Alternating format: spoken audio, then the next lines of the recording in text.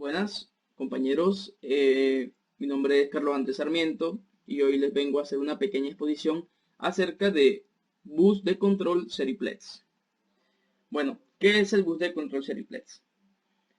Esta es una tecnología de red que ofrece un sistema de entrada y salida distribuido rápido y sencillo para intercambiar datos entre diversos elementos en un proceso de control o fabricación.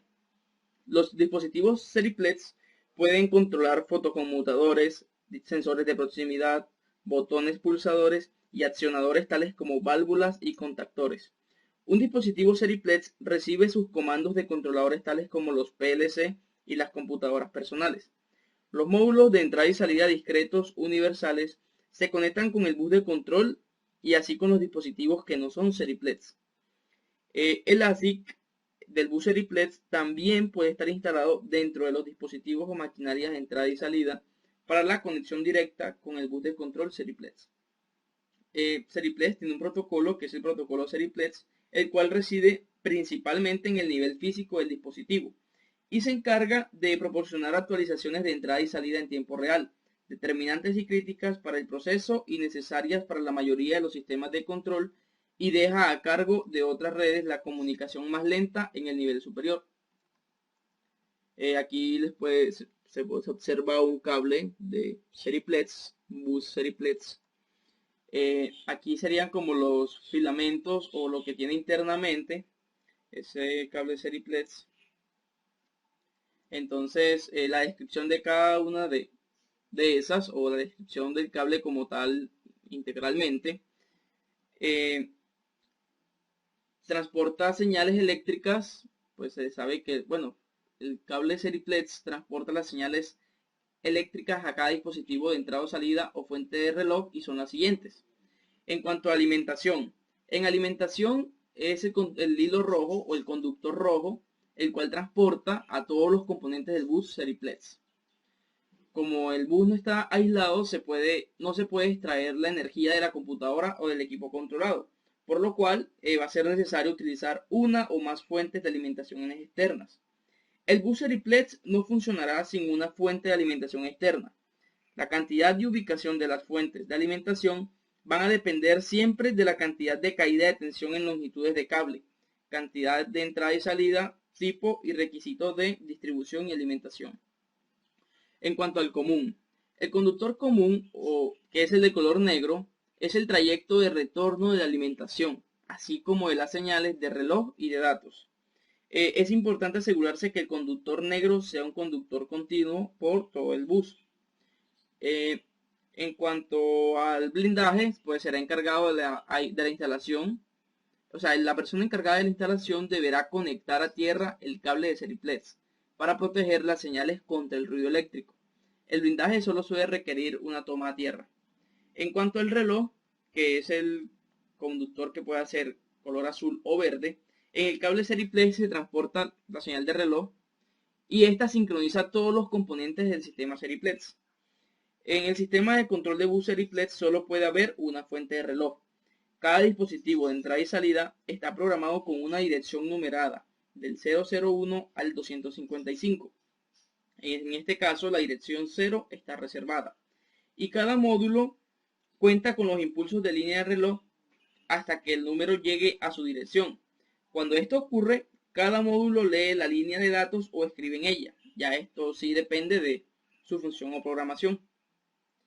Bueno, en esta figura, que es como una señal de reloj y datos, se ilustra un ciclo típico en el que se ve finalizar un flujo de impulsos y se inicia un periodo de sincronización antes que comience otro flujo de impulsos. Si el dispositivo de entrada y salida no detecta ninguna actividad en la línea de reloj durante un periodo de 150 milisegundos, su algoritmo de detección de fallas de bus desactiva absolutamente todas las entradas del lado de campo. Al final de la trama de bus, el controlador mantiene una línea de reloj alta de 12 voltios de corriente directa durante 8 ciclos. Si la frecuencia de reloj es inferior a 100 kHz o durante 16 ciclos es superior a 100 kHz, a esto se le llama periodo de sincronización. Cuando un módulo detecta un periodo de sincronización, el contador de direcciones se pone en cero para así prepararse para la trama siguiente. En este caso, bueno, hablando sobre el periodo de sincronización, durante este periodo, al final de cada trama, la fuente de reloj prueba la línea de datos una vez para asegurarse de que funciona correctamente. Esta es una prueba que sirve pues para asegurarnos de que en la línea no existe un cortocircuito alto o bajo ni un circuito abierto. La señal de prueba se le llama impulso de detección de fallas de bus, que la podemos observar acá en la parte de abajo. Aquí, esta es el impulso de detección de fallas de bus. Acá podemos observar pues el ciclo de sincronización, que como bien dije anteriormente pueden ser 8 o durante 16 ciclos superiores a 100 kHz. Y bueno, ahora les voy a hablar sobre la descripción del cable en cuanto a los datos. En cuanto a los datos, el conductor blanco del cable Seriplex transporta la señal de datos. La tarjeta de interfaz o el módulo de reloj normalmente mantienen una tensión de más 12 voltios, que es lo que están viendo acá, que mantiene una tensión de más 12 voltios en corriente directa. A esto se considera desactivado. Una fuente de corriente suministra 30 miliamperios a la línea de datos. Cualquier módulo o la misma tarjeta de fuente de reloj puede establecer el nivel en común para activar la línea de datos bajo.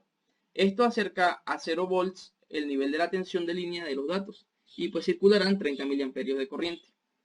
En cuanto al funcionamiento del bus Seriplex, tiene dos modos, operación de igual a igual y maestro esclavo. En cuanto al primer modo, que es operación de igual a igual, podemos observar que los dispositivos de entrada y salida, bueno, si observamos en la imagen, claro está, los dispositivos de entrada y salida durante la operación de igual a igual se comunican directamente mediante un cable de bus sin ningún control central. La señal de reloj proporciona 255 direcciones o impulsos por trama de datos antes de restablecer el bus e iniciar una nueva trama. Cada dispositivo de entrada y salida cuenta los impulsos hasta llegar al número de impulsos de su dirección. Cuando llega a su dirección designada, un módulo de entrada coloca sus datos en el bus.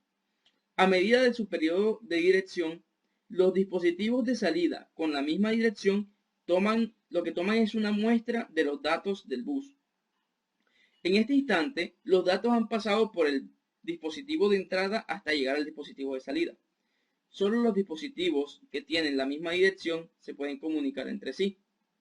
Que pues esta figura, que es el diagrama del proceso igual a igual, pues muestra el momento de la entrada a salida en la dirección 3. Bueno, ahora en cuanto al maestro esclavo, una configuración maestro esclavo pues incluye una CPU central, una tarjeta de interfaz o una interfaz de entrada para proporcionar una fuente. Se puede asignar a los dispositivos varias direcciones de señal consecutivas para formar un valor de señal de múltiples bits.